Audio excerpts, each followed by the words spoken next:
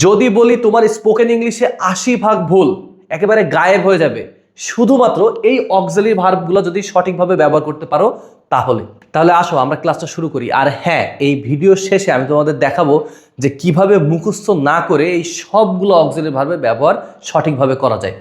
দেখো আমার এখানে শুরুতে আছে বি ভার্ব, এটা প্রাইমারি অক্সিলারি ভার্বের মধ্যে পড়ছে, am is R was wire. তারপরে আছে হ্যাভ, হ্যাভ হ্যাজ হ্যাড, এবং লাস্ট হচ্ছে ডু, ডু ডাজ ডিড, এগুলো সব প্রাইমারি অক্সিলারি ভার্ব। এবং এইটা হচ্ছে মডাল অক্সিলারি ভার্ব। এই দুইটা মিলে হচ্ছে total auxiliary verb. Modal auxiliary ভার্বের মধ্যে আছে can, could, may, might, must, shall, should, will, would, ought to, use to, dare, need.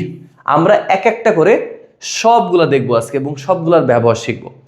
দেখো সবচেয়ে আগে am is R was wire, যেটা আমরা বি ভার্ব হিসাবে চিনি। বি ভার্বের মধ্যে আমার কথা হচ্ছে যে বি ভার্ব আমরা কখন ব্যবহার করব? তিনটা ক্ষেত্রে তোমরা ব্যবহার করবা। সবচেয়ে প্রথম, যে কোনো কিছুর অবস্থা বোঝাতে আমরা am is R was wire ব্যবহার করে থাকি। আচ্ছা, এখানে খেয়াল করে দেখো, আমি টায়ার্ড, আই অ্যাম টায়ার্ড, যদি আমি এটা বলতে চাই, এটা কিন্তু আমার একটা অবস্থা। এবার আরেকটা অবস্থা কি হতে পারে? আমি যদি বলি এই রুমটা পরিষ্কার, the room is this room, অথবা দ্য রুম ইজ ক্লিন। দেখো এখানে কিন্তু আমি রুমের অবস্থা বলছি, তাহলে কি প্রথম ব্যবহার হচ্ছে অবস্থা। অবস্থার ক্ষেত্রে আমরা অবশ্যই যে কোনো অবস্থা বোঝানোর ক্ষেত্রে am is R was wire ব্যবহার করবো। তারপর হচ্ছে পরিচয়। আচ্ছা, পরিচয় কি? আমার পরিচয়, মনে করো আই এম এ টিচার। দেখছো এখানে কিন্তু এই যে অ্যাম চলে আসছে, am is R was wire. আচ্ছা, আমি যদি বলি যে সে একজন ছাত্র, অথবা তুমি একজন ছাত্র, ইউ আর এ স্টুডেন্ট, দেখো এখানেও কিন্তু অক্সিলারি ভার্ব লাগছে। তাহলে অবস্থা, পরিচয়, আর লাস্ট হচ্ছে কি তোমার অনুভূতি। শুধু তোমার না, যে কারোরই অনুভূতি তুমি এই অ্যাম ইজ আর মানে বি ভার্ব ব্যবহার করে বলতে পারো। কেমন? যদি আমি বলি যে আমি অনেক হ্যাপি আজকে, আই অ্যাম হ্যাপি, তাই না? তুমি অনেক খুশি, ইউ আর হ্যাপি। খেয়াল করে দেখো, আমাদের যেটা মনে রাখতে হবে সেটা হচ্ছে শুধু এই তিনটা নাম, যে অবস্থা, পরিচয়, অনুভূতি। এক্ষেত্রে আমরা am is R was wire ব্যবহার করবো। আচ্ছা, এখানে কি আছে? এখানে একটা বিষয় মাথায় রাখতে হবে, যদি পাস্ট টেন্স হয়, হ্যাঁ, পাস্টের ক্ষেত্রে ওয়াজ যদি সিঙ্গুলার হয় ওয়াজ হবে, আর প্লুরাল হলে ওয়্যার হবে। তাহলে am is R was wire শেষ। এবার কি আছে বলো তো? দেখো এবার আছে, এখানে প্রথমে কি বলা হচ্ছে বলো তো? যে আমি এখন ব্যস্ত, এটা কি আমার একটা অবস্থা না? তাহলে অবস্থা হলে কি হবে বলো তো? Am is R was wire, তাই না? আয়ের সাথে কি হবে? আয়ের সাথে অ্যাম হবে, আই অ্যাম। এই যে busy, B U S Y. আচ্ছা, তারপর কি আছে? দোকান বন্ধ ছিল, এটা দোকানের অবস্থা, দোকানটা কি এখন বন্ধ। আচ্ছা, তার দোকানটা কি হবে? The shop. আচ্ছা, এই যে দ্য শপ বন্ধ ছিল, এটা কিন্তু তাহলে অতীত, তাই না? তাহলে ওয়াজ হবে, দ্য শপ ওয়াজ ক্লোজ। এই যে দ্য শপ ওয়াজ ক্লোজড। দেখো তারপরে কি আছে? 3 নাম্বার, সে বাসায় নেই, সে এখন বাসায় নেই, তাই না? কি হতে পারে বলো তো? এটাও একটা, এটা কি হচ্ছে? এটা কি পরিচয় নাকি এটা অনুভূতি? এটা কোনোটাই না, এটা কিন্তু অবস্থা। তাহলে সে যদি বাসায় না থাকে তাহলে কি হবে? হি ইজ, নেই আছে নেগেটিভ, তাই না? He is not at home. দেখো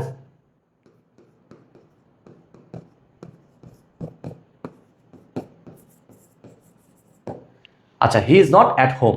তারপরে কি আছে? দেখো আমরা রাস্তায় আছি, আমরা এই মুহূর্তে রাস্তায় আছি, এটাও কিন্তু আমাদের অবস্থান যে আমরা রাস্তায় আছি।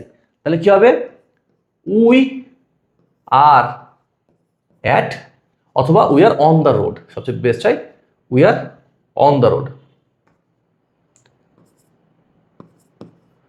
On the road. আচ্ছা, তাহলে মোটামুটি কি আমরা অক্সিলারি ভার্বের ব্যবহারটা বুঝতে পারছি?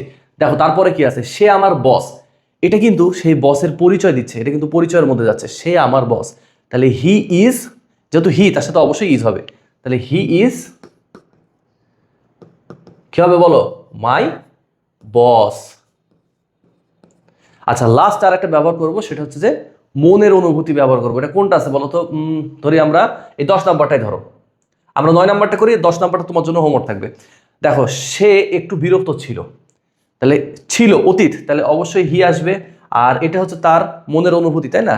তাহলে হি ওয়াজ, ওয়াজটা কেন দিলাম? যেহেতু অতীত। আচ্ছা, বিরক্তি হচ্ছে অ্যানয়েড। আচ্ছা, হি ওয়াজ অ্যানয়েড। আচ্ছা, এখানে একটু আছে, তাহলে হি ওয়াজ লিটিল অ্যানয়েড, হি ওয়াজ লিটিল অ্যানয়েড। আচ্ছা, এবার তোমরা বলবা এই 10 নাম্বারটা কি হবে? অবশ্যই আমার কমেন্টে লিখে জানো, আমি প্রত্যেক প্রত্যেকটা কমেন্টে রিপ্লাই দিব ইনশাআল্লাহ। দেখো পরবর্তী ভার্ব আছে ডু ডিড ডাজ। দেখো এখানে কখন ব্যবহার করা হয় ডু ডিড ডাজ? সবচেয়ে প্রথম হচ্ছে যদি আমি কোনো কাজ করা বোঝাই, যে আই ডু মাই ওয়ার্ক, আমি আমার কাজ করি। ডু মানে করা, কোনো কাজ করাকে বোঝায়। আচ্ছা, সেকেন্ড কি ব্যবহার করা হয়? যদি নেগেটিভ থাকে, যেখানে অক্সিলারি ভার্ব থাকে না, সেই সেন্টেন্সগুলোকে নেগেটিভ করতে ডু ডিড ডাজ লাগে। যেমন আমি যদি বলি আই রিড এ বুক, এখানে নেগেটিভ করতে হলে I do not read a book, এখানে ডু আসবে নেগেটিভ করার জন্য। আচ্ছা, সেম এরকম সেন্টেন্সগুলোতে যেখানে অক্সিলারি ভার্ব মনে করো নাই, সেখানে কোয়েশ্চেন করার ক্ষেত্রে এই ডুটা আসে। যেমন আমি কি বই পড়ি, তাহলে কি হবে? ডু আই রিড এ বুক। এই তিনটা গুরুত্বপূর্ণ ব্যবহার হচ্ছে ডু ডাজ ডিডের।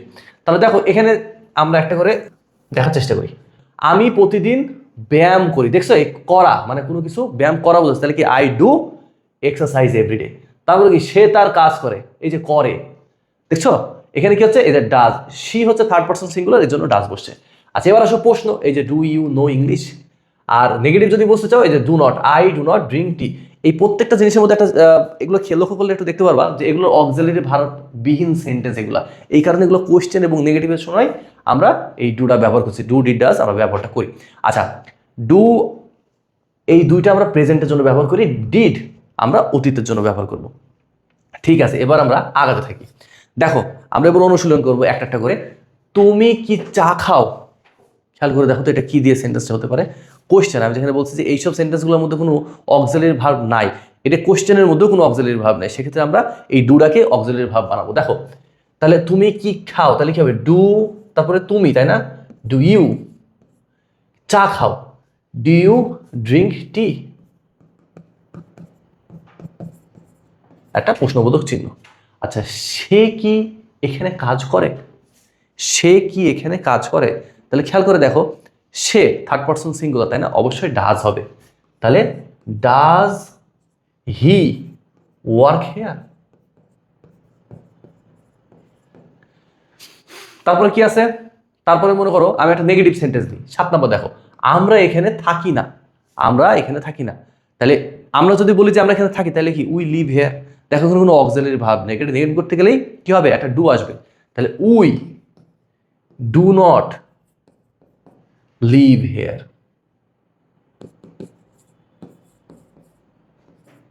আচ্ছা, এটা গেল নেগেটিভ। আচ্ছা, তারা একসাথে অনুশীলন করে। তারা একসাথে অনুশীলন করে, এই যে করে আসছে, দেখছো প্রথম ব্যবহারটা ডু ডিড ডাজের। তাহলে কি হবে? দে ডু, কি হবে? একসাথে দে ডু অনুশীলন, they do practice, they do practice together.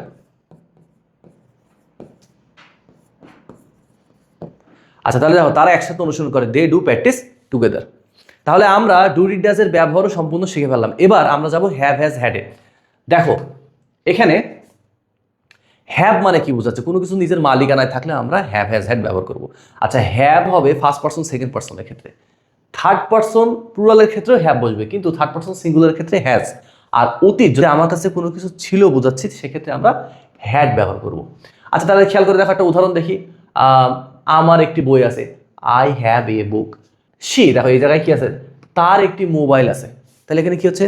Third person singular, এই যে হ্যাজের ব্যবহার, she has a mobile phone. আর একদম লাস্টে কি হচ্ছে? আমাদের একটি বাগান ছিল, উই হ্যাড এ গার্ডেন। আমাদের একটি বাগান ছিল, এই যে হ্যাড, অতীতের জন্য আমরা হ্যাড ব্যবহার করছি। এটা আমার কাছে মনে হয় সবচেয়ে ইজি। আমি তোমাদের জন্য এখানেও কিছু অনুশীলন রাখছি। সব জায়গায় কি আছে? আমার এখন একটু সময় আছে, মানে সময় আমার মালিকানাতেই আছে, একই কথা। অথবা আমার কাছে ফ্রি সময় আছে। দেখো কি করা যেতে পারে? এটা আমার নিজের সময়, তাহলে এখানে আমরা কি করব? আমার, আই হ্যাভ, যেহেতু আছে বোঝাচ্ছে, তাই না? I have some free time, এই যে নাও মানে এখন, I have some free time now. আচ্ছা, তার অনেক কাজ আছে। আচ্ছা, তার, তাহলে হি, এই যে হ্যাজ হবে third person singular, he has a lot of work, তারপরে কি আছে? 3 নাম্বারটা কি হবে? আমাদের আজকে একটা মিটিং আছে। এটা তোমাদের জন্য হোমওয়ার্ক থাকবে। তোমরা যদি আমার ভিডিও থেকে সর্বোচ্চ ফলাফল পেতে চাও, তাহলে অবশ্যই ভিডিওর নিচে কমেন্ট করো। আমি যে তোমাদেরকে যে ছোট ছোট হোমওয়ার্ক দেবো, এগুলা অবশ্যই কমেন্টে লিখে জানো। আমি প্রত্যেকটা কমেন্টে রিপ্লাই দেবো ইনশাআল্লাহ।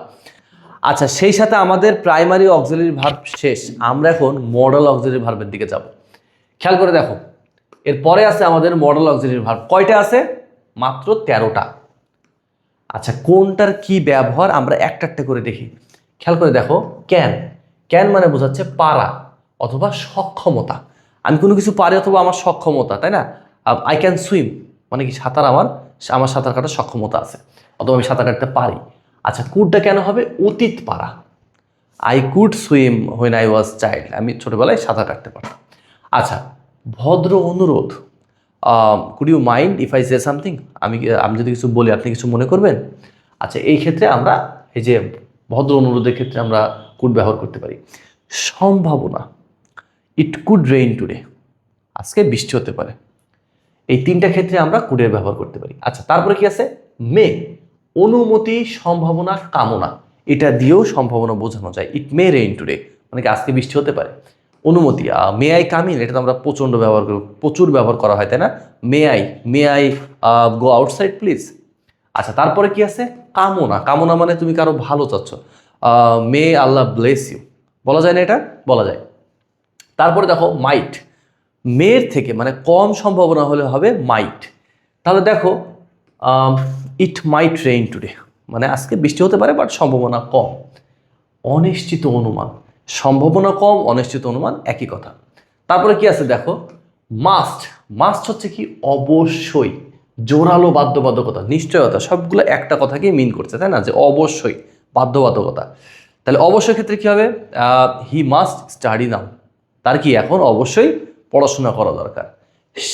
শ্যালটা প্রস্তাব অথবা offer, shall we go outside, আমরা কি বাইরে যেতে পারি, আমরা একটা প্রস্তাব দিচ্ছি। অথবা ভবিষ্যৎ, I shall do my homework মানে আমি আমার হোমওয়ার্ক করব। এবার আসি শুডের ব্যবহার। শুডটা কি? উচিত। উচিতটা পরামর্শ অথবা কর্তব্য হিসাবে আমরা ধরি।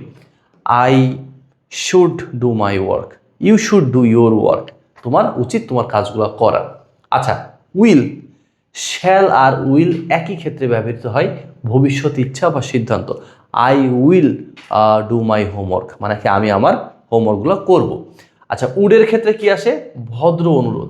ভদ্র অনুরোধ আরেকটা কি ছিল বলতো? এই কুড ছিল, কুড উড এই দুইটা দিয়েও করা যায়, সেম কাজ করা যায়। ভদ্র অনুরোধ, would you mind if I say something, আপনি কিছু মনে করবেন আমি যদি কিছু বলি। খেয়াল করে দেখেন, উড আরেকটা ক্ষেত্রে ব্যবহার হয়, সেটা হচ্ছে অতীত অভ্যাস। অতীত অভ্যাস কি হতে পারে? When I was child I would go for swim, আমি যখন ছোট ছিলাম তখন আমি সাঁতার কাটতে যেতাম, এটা আমার অতীত অভ্যাস ছিল। আচ্ছা, শর্ত কি? If I had a lot of money I would help the poor, এখানে এই যে উড একটা শর্ত হিসাবে ব্যবহার হচ্ছে। আচ্ছা, অর্থ কি? অর্থটাও হচ্ছে নৈতিক দায়িত্ব, মানে সুরের মতোই কাজ করবে বাট এটা ফর্মাল, মনে রাখতে হবে এটা ফর্মাল। নৈতিক দায়িত্ব বা করা উচিত, you should or you ought to obey your parent, তোমার বাবা মার কথাবার্তা শোনা দরকার অথবা মেনে চলা উচিত। তারপরে কি আছে? ইউজ টু, ওই যে অতীত অভ্যাস বললাম, অতীত অভ্যাস উড দিয়েও ব্যবহার করা যাবে, ইউজ টু ব্যবহার করা যাবে। I use to go for swim when I was child বলা যায়। তারপরে কি আছে? Need to. নিড টু কি? প্রয়োজন বা দরকার। I need to go outside, আমার বাইরে যাওয়া দরকার। ডেয়ার, ডেয়ারটা কখন ব্যবহার করা হবে? আর এর মানেই বা কি? এর মানে হচ্ছে সাহস, কোনো কিছু সাহস করে বলা। I dare to talk with that boss, কি আমি সে সাহস করেছিলাম সেই বসের সাথে কথা বলার জন্য। আচ্ছা, অথবা চ্যালেঞ্জ করা, আই ক্যান ডেয়ার ইউ বলা যেতে পারে, তাই না? এটা কি? চ্যালেঞ্জ করা বোঝায়। আচ্ছা, এইবার আমরা আমাদের প্র্যাকটিস পর্বে চলে যাব এই অক্সিলারি ভার্ব নিয়ে। দেখো, আমি সাঁতার কাটতে পারি, এখানে পারা বোঝাচ্ছে, তাই না? এই যেগুলো ফোকাস করে রাখছি সেগুলো একটু খেয়াল করো, যেগুলো আমি বোল্ড করে রাখছি খেয়াল করে দেখো।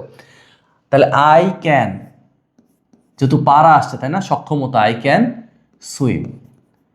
আচ্ছা, তারপরে কি আছে? আমি ছোটবেলায় আমি দ্রুত দৌড়াতে পারতাম, এখন কিন্তু পারি না, তাহলে ক্যানের পাস্ট টেন্স হবে কুড। তাহলে কি? When I was young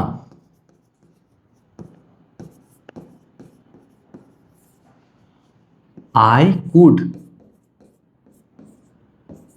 run fast, I could run fast. আচ্ছা, তারপরে কি আছে, আমি কি ভেতরে আসতে পারি? আচ্ছা, অনুমতি চাওয়ার ক্ষেত্রে কি হবে? মে, তাই না? তাহলে কি হবে? May I come in. আচ্ছা, তারপরে কি আছে, আজকে বৃষ্টি হতে পারে, এটা একটা সম্ভাবনা, তাই না? ইট মে রেইন টুডে। আচ্ছা, যদি সম্ভাবনা কম থাকে, ইট মাইট রেইন টুডে। আচ্ছা, তারপরে কি আছে দেখো তো, 5 নাম্বার, তোমাকে অবশ্যই সময় মতো ক্লাসে আসতে হবে, অবশ্যই আসতে হবে, বাধ্যবাধকতা। তার মানে কি বলো, বলো কি হবে? Must, right? আচ্ছা, তাহলে কি, you must come in the class timely. আমরা কি এখন শুরু করব? আচ্ছা, একটা প্রস্তাব, শ্যাল দিয়ে শুরু করা যেতে পারে, শ্যাল উই স্টার্ট নাও? তারপরে কি আছে, তোমার প্রতিদিন ইংরেজি অনুশীলন করা উচিত, প্রতিদিন ইংলিশ অনুশীলন করা উচিত। তাহলে কি হবে? You should practice English everyday. আমি আগামীকালকে তোমাকে সাহায্য করব, ভবিষ্যৎ ইচ্ছার ক্ষেত্রে কি হবে? উইল হবে। I will help you. আগামীকাল ইংরেজি কি? টুমোরো। তারপরে কি আছে, আপনি কি একটু আমাকে সাহায্য করতে পারবেন? আচ্ছা, এখানে আমি তোমাকে বললাম যে উড দিয়েও কিন্তু কি অনুরোধ করা যায়, তাই না? ভদ্র অনুরোধ। তাহলে কি হবে? Would you help me please. তারপরে আছে 10 নাম্বার, আমাদের বড়দের সম্মান করা উচিত, বড় ইংরেজি এল্ডার্স, তাই না? এইটা তুমি অবশ্যই আমার কমেন্টে লিখে জানাও যে 10 নাম্বারটা কি হবে। আমাদের বড়দের সম্মান করা উচিত। আচ্ছা, এবার দেখো 11 নাম্বার কি হচ্ছে। 11 নাম্বার, আমি আগে প্রতিদিন সকালে হাঁটতে যেতাম। আচ্ছা, অতীত যেটা অভ্যাস, আমি ইউজ টু দিয়েও বলতে পারি, আবার কি আমি উড দিয়েও বলতে পারি। I would walk everyday in my past বলা যেতে পারে। আবার কি বলতে পারো? I use to walk everyday. আচ্ছা, তারপরে কি আছে 12 নাম্বার, তোমার আরও পড়াশোনা করা দরকার, দরকার need, you need to study more. এবং সবচেয়ে লাস্টে, সে তার শিক্ষকের সাথে তর্ক করার সাহস করে না, সাহস না করে, তাহলে কি ডেয়ার নট। তাহলে কি he dare not argue with his teachers. আমাদের অক্সিলারি ভার্বের ক্লাস এখন সম্পূর্ণ। তোমরা যারা এই ভিডিও থেকে সর্বোচ্চ বেনিফিট পেতে চাও, আমার কমেন্টে পিন করা থাকবে 20টা সেন্টেন্স, সেগুলো বাংলায় দেওয়া থাকবে এবং তোমরা সেগুলোকে ইংরেজিতে ট্রান্সলেট করবা এই অক্সিলারি ভার্বের ক্লাসটা, আমি যে মেথডটা তোমাদের শিখেছি সেটা ফলো করে। এবং এই ভিডিওটা যদি তোমাদের কাজে লাগে এবং তোমাদের যদি ভালো লাগে, তাহলে অবশ্যই ফলো করতে ভুলবা না, ঠিক আছে? তোমাদের সাথে দেখা হবে আমার পরবর্তী ভিডিওতে, ইনশাআল্লাহ।